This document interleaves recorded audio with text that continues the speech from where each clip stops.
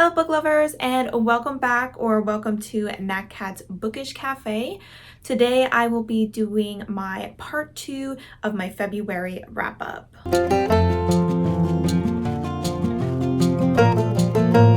So if you want to see my wrap up for the first half of the month, in which I review the first 7 books of the month that I read, I will go ahead and link that up above. In the second half, I only completed another 4 books, so I will be talking about a total of 5 books today because I also DNF'd a book. Before we get into me going through the books I read, I'm just going to do my stats. This month I read a total of 11 books, which came to a total page count of 2,297.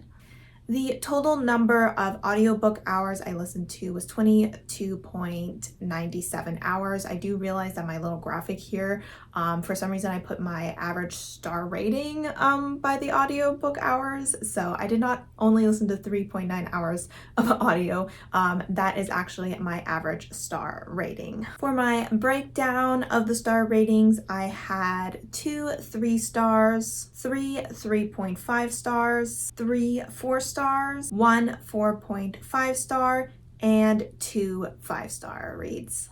Alright, so the first book I want to talk about is actually the book I DNF'd, just to get that negative review out of the way. The book was Meet Cute Diary by Emery Lee. This is a YA contemporary story following a trans main character who has a blog where they describe meet cutes between trans people or involving trans people. I don't think both sides are always trans. And one day a troll starts to provide proof for why all of these stories aren't true, which they aren't. The character has been making them up this entire time.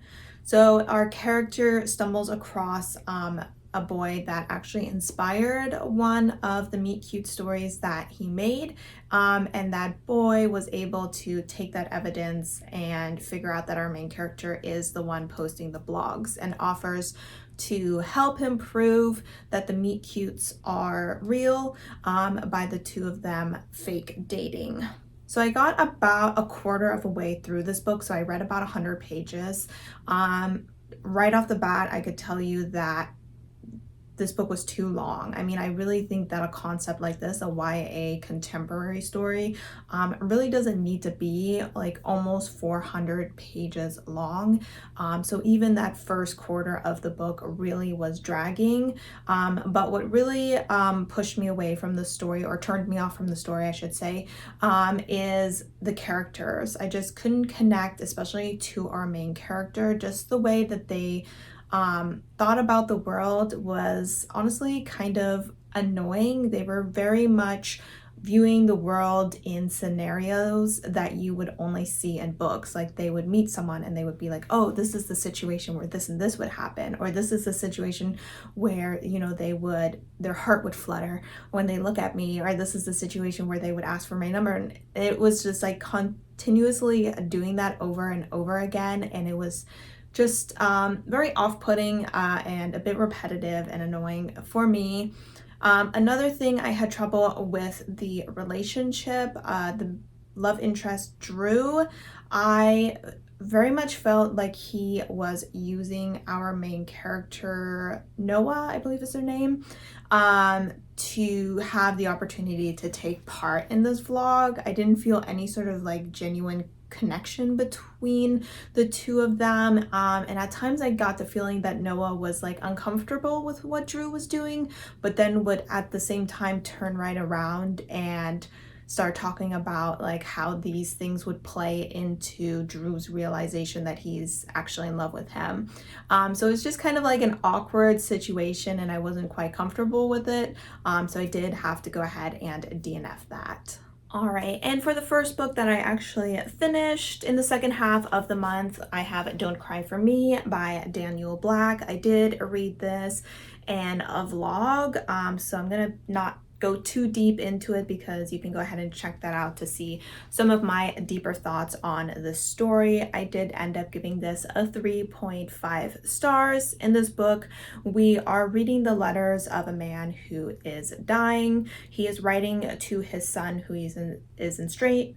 who he is estranged from because his son is queer, and he, as a father who grew up with very traditional male expectations, just couldn't accept that, and he's now coming to realize that he missed out on having a really good relationship with his son, and is trying to explain what happened in his life that led him to react to certain situations the way that he did. There was a lot of things I really enjoyed about this book. I think it had some really good messages when it came to things like toxic masculinity, when it came to the importance of educating oneself, because ignorance can very much push away the people around you. I really enjoyed the writing of the story. I thought it was very beautiful, but also I had certain expectations going into this book and I felt like they weren't fully met. I really wanted this book to focus on the father-son relationship, and we saw our two characters hardly interact at all. For the first about 80 pages of this book, the son doesn't even exist. He hasn't even been born, and this book is less than 300 pages. So I did want a little bit more of that father-son interaction throughout the story, and I was very much missing that. I did also feel that I didn't get enough closure from this story. In a way, I kind of understand why things ended the way that they did. This character does pass away. He has cancer, he's not going to be miraculously cured and able to, go visit his son and fix everything. Things are left unresolved. But I personally am not a huge fan of unresolved endings, so that did bother me just a little bit. I would have loved like an epilogue, maybe from the son's point of view, even if it was just him finding the letters, not even his reaction to the letters. But at the end of the day, we don't even know if he ever reads them. We don't know what's going on in his son's life. We don't know if his life is going well, if he thinks of his father, anything like that. And I really did kind of need just maybe that little epilogue at the end to give me that closure that I really wanted. But overall, I think this is a really good book to read just because of the messaging that was in it. It just didn't meet the expectations that I set for it, because I was kind of expecting this to possibly be a 5-star read. The next book I finished was a 5-star read, and it was also a reread, and that is The Last Son by K.D. Edwards. This is beginning to a urban fantasy trilogy where we follow a group of characters that come from Atlantis, which has been destroyed. They now live in an area called New Atlantis, and the powerful houses in this area are based off of the tarot cards. Our main character, Rune, and his companion, Brand, come from the Sun House, which was utterly destroyed about a decade ago. He and Brand are the sole survivors of that massacre. Since then, they have been acting sort of as hired help, I guess you could say, hired muscle. They often go out looking for people that have gone missing or assisting in raids against other houses. This is kind of how they make a living. They often do work for a man called the Tower, who's incredibly powerful. He used to be the executioner of their emperor. And he kind of took Rune under his wing after his family was killed. At the beginning of this book, the Tower asks him to find a man called Adam, who has disappeared. He is the heir of one of the other powerful houses, Justice, I believe. And as they search for Adam, they start to stumble across an ancient evil being that seems to have risen again. I had such a fun time with this book. I think that the plot is incredibly interesting. The world building and the magic system is I would say semi-complex, but very interesting, and very immersive. But my favorite part about this book is the characters. I absolutely love the interactions between all the different characters in this story. It has very much found family vibes. My favorite characters are Rune and Brand. Being companions, they have been together since they were infants, and they can kind of communicate like telepathically, and they can sense each other's emotions, and they are very strongly bonded. At this point, it is not romantic. I'm still holding out hope that it does, become romantic. I've already read the second book as well, and there wasn't any romance between them there either, but there is a romance in here between Rune and Nobleman, which I do really enjoy. Rune has experienced extreme trauma. This book does have trigger warnings, pretty serious trigger warnings for sexual assault. And I think that his love interest handled his trauma very delicately and was able to acknowledge that Rune wouldn't be able to have a relationship that is similar to maybe other relationships that this love interest has had throughout his life because of that trauma. So I really like the way that that was handled. So overall, just a super fun time. I'm super excited to be picking up book 2 in this month, March, and continuing on with this series. Then for the last physical book, we have made an accomplishment.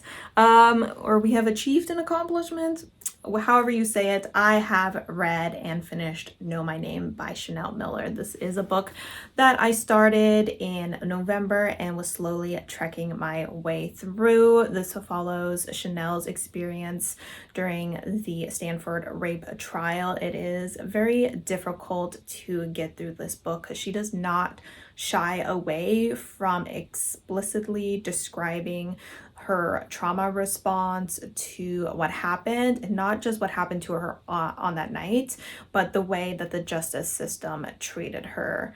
One of the things that makes this book so impactful is that Chanel Miller's writing is honestly incredible. I mean, I've tabbed the crap out of this book. She had such powerful lines in here that really stick with you.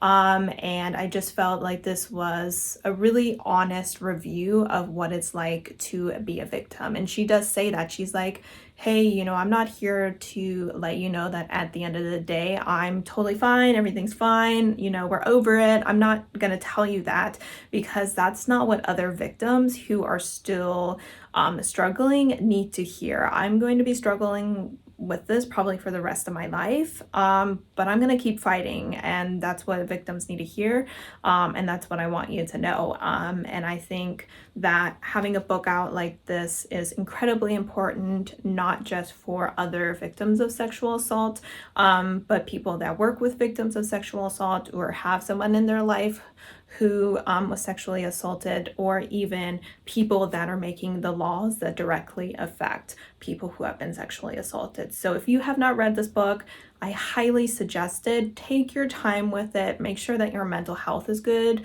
Don't think you have to read it in one sitting or anything. I put it down plenty of times, and that was just to make sure that I got the most out of this experience.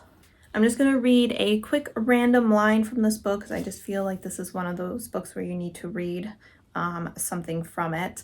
Now, I will let you know that I suck at reading out loud, so I apologize.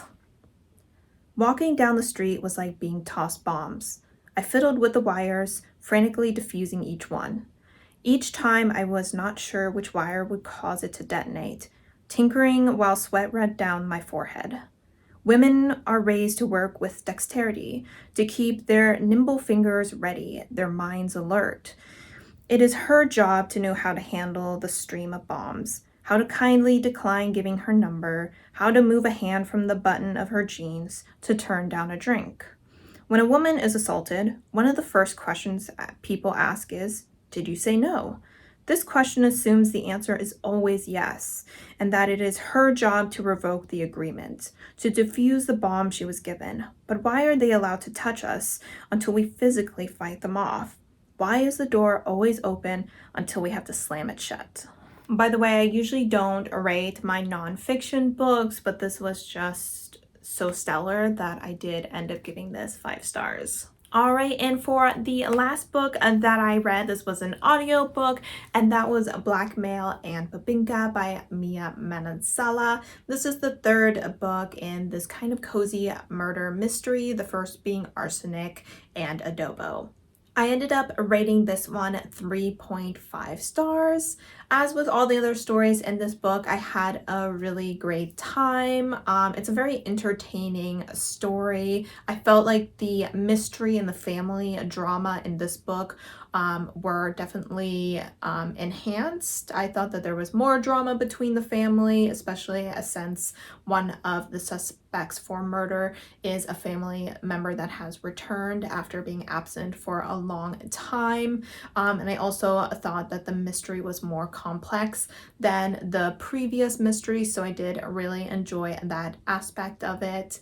I once again enjoyed all the family relationships, all the friendships that occur throughout this story, and of course I enjoyed all the food references. I did think this was the last book in the series, but it does look like later this year a book 4 is coming out, and I will definitely be checking that out. All right, so these 3 physical books as well as Blackmail and Babinka are the 4 last books that I read in February. Let me know down below what your favorite and least favorite book of the month were.